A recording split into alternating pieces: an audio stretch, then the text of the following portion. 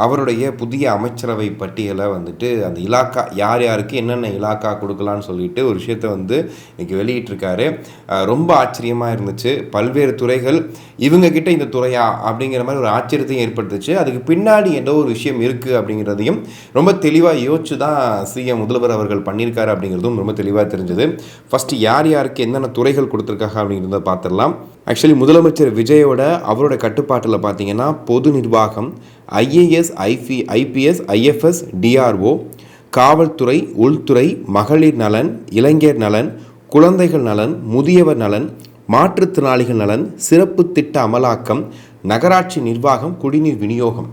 Actually பார்த்திங்கன்னா எனக்கு தெரிஞ்சு எப்போவுமே இந்த காவல்துறை, உள்துறை இது ரெண்டுமே வந்துட்டு சிஎம் கையில் தான் இருக்கும். இதற்கு முன்னாடி இருந்த முதலமைச்சர்களுமே அதுதான் பண்ணுவாங்க. குறிப்பாக பொது நிர்வாகம் எல்லாமே இருக்கும்.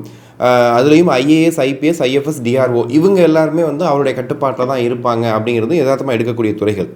இதை தாண்டி மகளிர் நலன், இளைஞர் நலன், குழந்தைகள் நலன், முதியவர் நலன் சொல்லிட்டு இருக்கக்கூடிய அத்தனை டிபார்ட்மெண்ட்லேயுமே வந்து முதலமைச்சர் விஜய் அவர்களுடைய கண்காணிப்பில் இருக்கணுன்றதுக்காக இத்தனை துறைகளை தனக்கு கீழே வந்து வச்சிருக்கிறாரு. இது எல்லாமே பார்த்திங்கன்னா ஒட்டுமொத்தமாக இருக்கக்கூடிய தமிழ்நாட்டில் இருக்கக்கூடிய அத்தனை துறைகளையும் இங்கேருந்து நம்ம கவனிக்கிற மாதிரியான ஒரு விஷயத்தை தான் வந்து பண்ணியிருக்காரு. அதில் குறிப்பாக குழந்தைகள் நலன், முதியோர் நலன் ரெண்டுமே வந்துட்டு குறிப்பிட்டு பார்க்க வேண்டிய விஷயமா இருக்குது.